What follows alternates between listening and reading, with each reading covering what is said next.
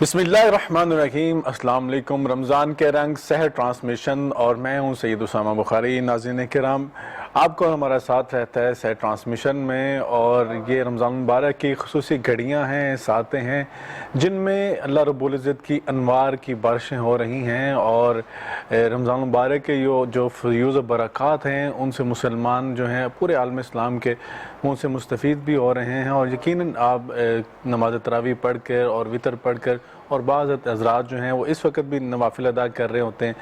तो आप सब हमारे साथ होते हैं और हम कोशिश करते हैं ऐसे मौज़ूआत पर बात करने के लिए जो आपके दिल के करीब हों, जो माशरे के जिनको इल्मी जो है वो मालूमात की ज़रूरत हो, उस पर हम बात करते हैं। आज का टॉपिक जो है बड़ा दिलचस्प है और बहुत सारे लोग इस पर जानना चाहते हैं और उस पर बहुत सारे अबहाम भी हैं। हम चाहेंगे कि आज वो अबहाम क्लियर हों। हमारे साथ हमेशा की तरह बहुत खूबसूरत पैनल मौजूद है, हम उनसे डिस्कशन करेंगे। लेकिन सबसे पहले आपको पता है हम अपने प्रोग्राम का आगाज़ जो है तिलावत कुरान करीम से करते हैं, अल्लाह रब्बुल इज़्ज़त के बाबरकत नाम से करते हैं।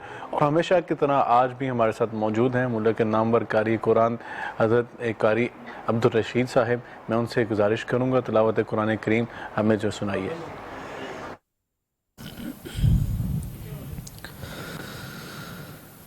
أعوذ بالله من الشيطان الرجيم.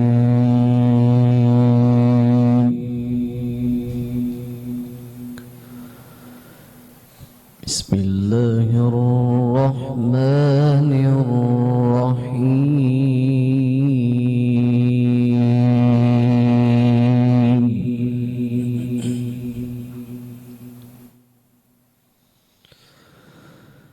يا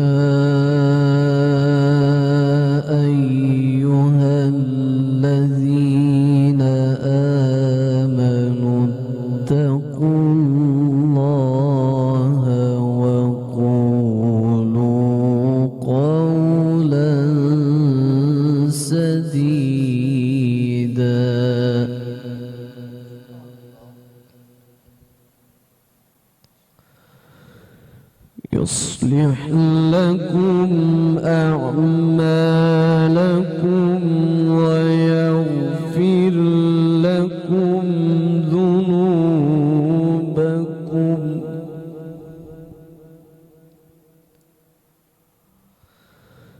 ومن يطع الله ورسوله فقد فاز فوزا عظيما.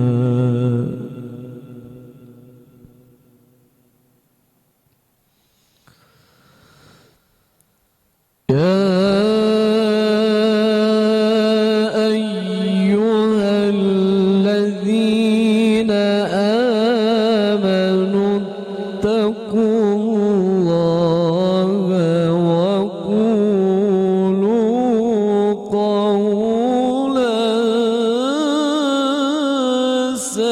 سديدا.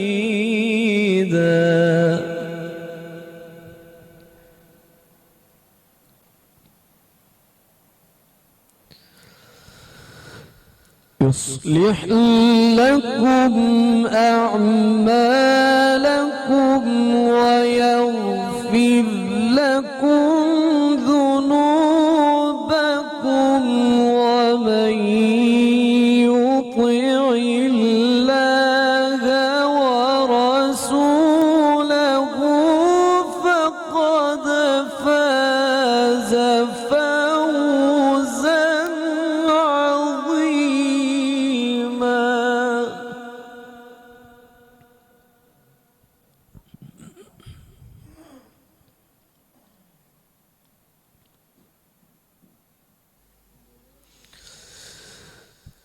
إنا عرضنا الأمانة على السماوات والأرض والجبال فأبين أن يحملنها وأشفقن منها وحملها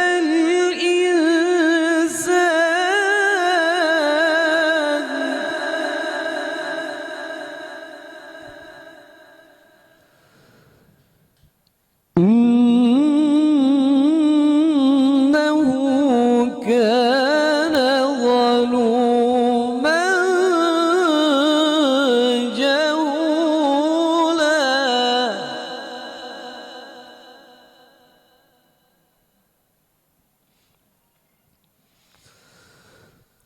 ليعذب الله المنافقين والمنافقات والمشركين والمشركات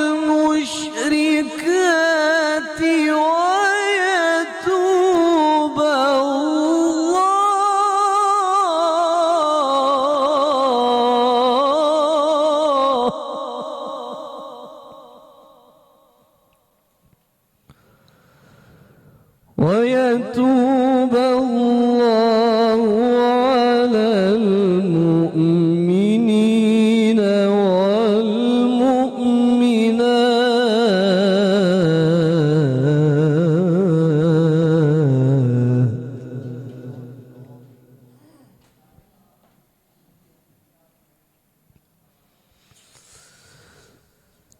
ليعذب الله المنافقين والمنافقات والمشركين والمشركات ويتوب الله على المؤمنين والمؤمنات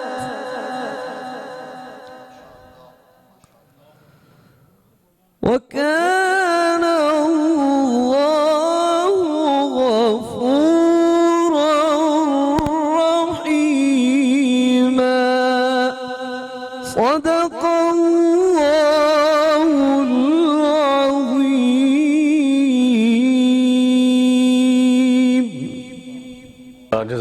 جزاک اللہ ہمیشہ کی طرح بہت خوبصورت، اور جب قاری صاحب پڑھتے ہیں یقیناً ایسا لگتا ہے جیسے قرآن پاک ابھی نازل ہو رہا ہے، اور یقیناً یہ ساتیں جو ہیں یہ قرآن پاک کی سننے کے لیے اللہ رب العزت نے ہمیں عطا کی ہیں۔ اللہ رب العزت ہمیں قرآن پاک سے ایسا ہی شرف اور لگاؤ جو ہے وہ عطا فرمائے۔ ناظرین کرام، ہمارے ساتھ آج ملک کے نامور نعت خواں اور ثنا خان مدثر حمدانی صاحب موجود ہیں، اور کسی تعارف کے محتاج نہیں ہیں، ہمیشہ ہماری ٹرانسمیشن کا حصہ ہوتے ہیں، اور بلکہ آپ کی آمد سے ہماری ٹرانسمیشن کو چار چاند لگتے ہیں۔ آپ کا پورا خاندان جو ہے نعت گوئی کے حوالے سے ملک عزیز کی جان اور پہچان ہے۔ میں آپ سے ریکویسٹ کروں گا کہ حمد باری تعالیٰ کے چند اشعار ہمیں سنائیے۔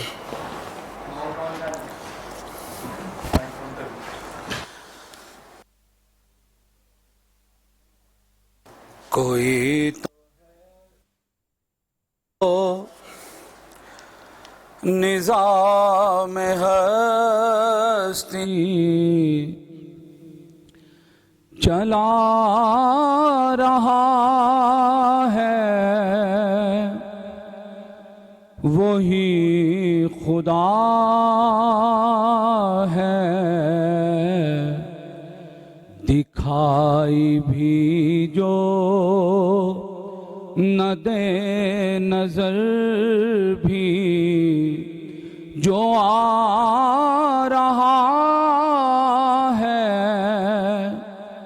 وہی خدا ہے۔ تلاش اس کو نہ کر بتوں میں، وہ ہے بدلتی ہوئی رتوں میں۔ تلاش اس کو نہ کر بتوں میں، وہ ہے بدلتی ہوئی رتوں میں۔ جو دن کو رات اور رات کو دن بنا رہا ہے وہی خدا ہے جو دن کو رات اور رات کو دن بنا رہا ہے وہی خدا ہے نظر بھی رکھے سماعتیں بھی وہ جان لیتا ہے نیتیں بھی نظر بھی رکھے سماعتیں بھی وہ جان لیتا ہے نیتیں بھی جو خانہ لاشعور میں جگمگا رہا ہے وہی خدا ہے اور کسی کو تاجے وقار بخشے کسی کو ذلت کے غار بخشے کسی کو تاجے وقار بخشے کسی کو ذلت کے غار بخشے جو سب کے ماتھوں پہ مہر قدرت لگا رہا ہے وہی خدا ہے جو سب کے ماتھوں پہ مہر قدرت لگا رہا ہے وہی خدا ہے سفید اس کا سیاہ اس کا نفس نفس ہے گواہ اس کا سفید اس کا سیاہ اس کا نفس نفس ہے گواہ اس کا جو شعلہ جاں جلا رہا ہے بجھا رہا ہے وہی خدا ہے جو شعلہ جاں جلا رہا ہے بجھا رہا ہے وہی خدا ہے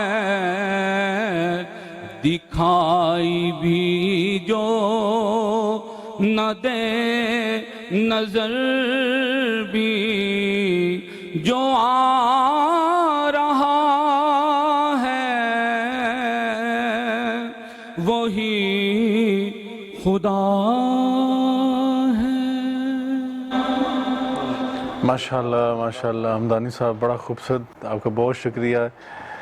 ناظرین کرام وہی خدا ہے جس نے ہمیں دین فطرت عطا کیا ہے، اور وہ دین فطرت جس میں ہر انسان کے حقوق کا خیال رکھا گیا ہے اور ہر انسان کے فرائض کا بھی خیال رکھا گیا ہے، اور اسی طرح جو معاشرے کا حسن ہے، معاشرے کا میں سمجھتا ہوں خوبصورتی کا اہم پہلو جو ہے، جسے ہم کہتے ہیں خاندانی یونٹ جو ہے یا فیملی سسٹم جو ہے، اس کو بنایا گیا دین فطرت میں۔ ایک مرد کا اور ایک عورت کا جو ملاپ ہے، شادی ہے، جو رشتہ ازدواج ہے، نکاح ہے، اس کے اوپر آج ہم بات کریں گے۔ لیکن اس کے ساتھ ساتھ ایڈیشن اس میں یہ ہے کہ ایک مرد کو اسلام میں ایک سے زیادہ شادی کی اجازت دی گئی ہے۔ وہ کن امور میں ایک سے زیادہ شادی کر سکتا ہے، کن حالات میں کر سکتا ہے، اور کیا اس میں حکمتیں ہیں دین اسلام میں کہ ایک سے زیادہ شادی جو ہے وہ صرف دین اسلام میں اس کی اجازت دی گئی ہے۔ اور دین اسلام کیونکہ دین فطرت ہے، ہر انسان کے حقوق کا خیال رکھا جا رہا ہے اور انسانیت کا درس دیا جا رہا ہے، اس پہ آج ہم بات کریں گے۔ اور ہمارے ساتھ بہت خوبصورت پینل موجود ہے، ہمیشہ کی طرح ہمارے ساتھ آج بھی موجود ہیں حضرت علامہ سید حبیب اللہ شاہ بخاری صاحب۔ آپ کا بہت شکریہ، آپ ہمیں اپنے قیمتی اوقات میں سے ٹائم دیتے ہیں اور تشریف لاتے ہیں اور علمی گفتگو کرتے ہیں۔ آپ کے ساتھ آج موجود ہیں مفتی محمد نعیم صاحب۔ آپ کا بہت شکریہ مفتی صاحب تشریف لائے، اور آپ بھی بڑی اچھی علمی گفتگو کرتے ہیں۔ ہم اپنی گفتگو کا آغاز کرتے ہیں۔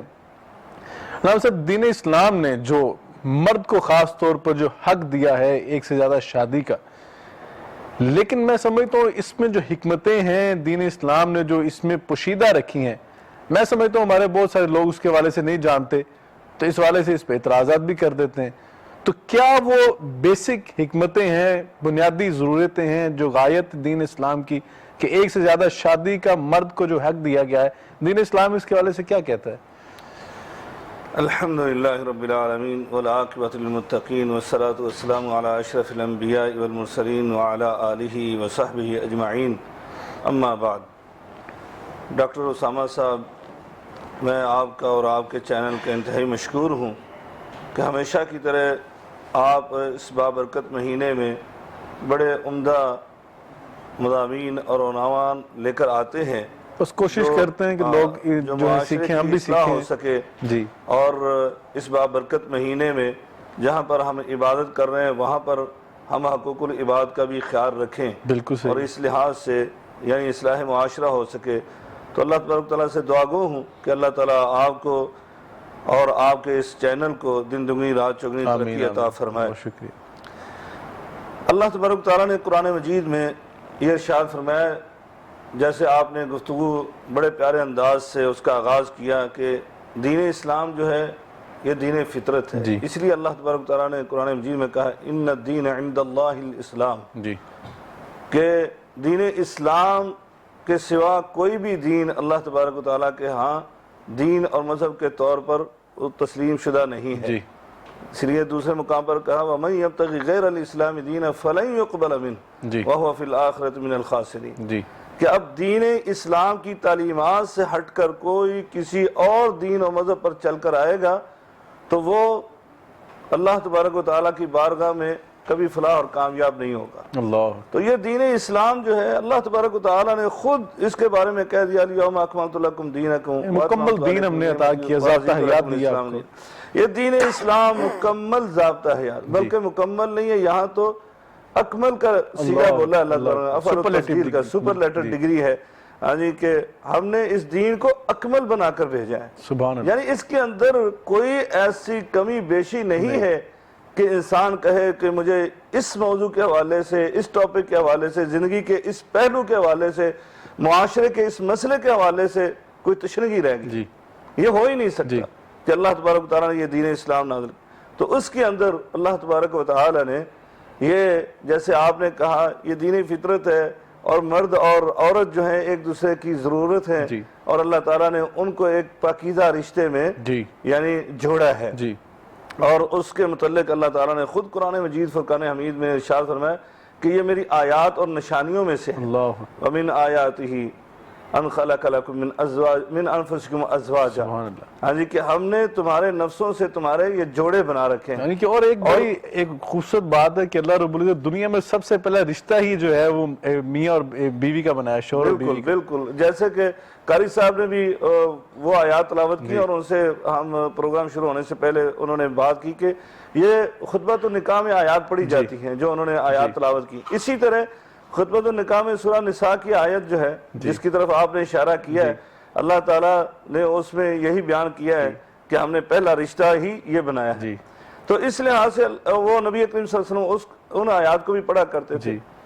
تو بہرحال یہ اللہ تبارک و تعالیٰ نے رشتہ ازدواج جو ہے اس کو یعنی انسان کے لیے بنایا اور اس کی حکمتیں اسی آیت میں بیان کی، لِتَسْكُنُوا إِلَيْهَا وَجَعَلَ بَيْنَكُمْ مَوَدَّةً وَرَحْمَةً، سبحان اللہ، آپ کے لیے باعث سکون بنایا ہے. بے شک انسان پریشان ہو اپنے معاملات کے لحاظ سے، اپنے مسائل کے لحاظ سے، باہر سے وہ آتا ہے تھکا ماندہ، لیکن گھر میں آتا ہے اگر ان کا رشتہ جیسے اسلام چاہتا ہے ایک دوسرے کے حقوق کی پاسداری کرتے ہوئے وہ زندگی گزارنے، تو واقعتاً وہ گھر میں آتا ہے تو اس کو سکون نصیب ہوتا ہے.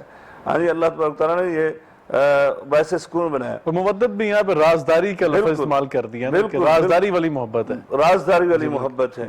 تو اسی اللہ تبارک و تعالیٰ نے انسان کی ضروریات کے مطابق ہی یعنی ہم عموماً کہتے ہیں کہ اللہ تبارک و تعالیٰ اپنے بندوں پر 70 ماؤں سے زیادہ مشفق ہے، بے شک شفیق ہے. بے شک. تو ماں اپنے بچوں کی ضروریات کو جانتی ہے، بے شک، ماں سمجھتی ہے کہ میرے بچے کو کیا ضرورت ہے، اس بچے کو کیا ضرورت ہے، اس بچے کو کیا ضرورت ہے.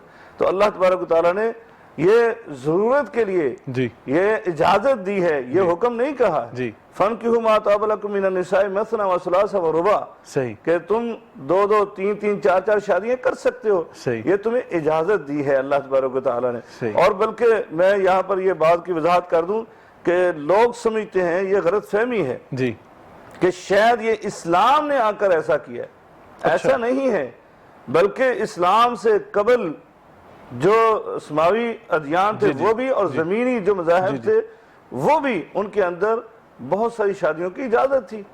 آپ حضرت سلیمان علیہ السلام کو لے لینا جی، بالکل ایسے ہی کہ اللہ تعالیٰ نے قرآن مجید میں ان کو بیان کیا ہے. حضرت داؤد علیہ السلام کا، حضرت ابراہیم علیہ السلام کا، یعنی یہ سب کے متعلق انبیاء کا ذکر کیا، انبیاء کی سنت ہے.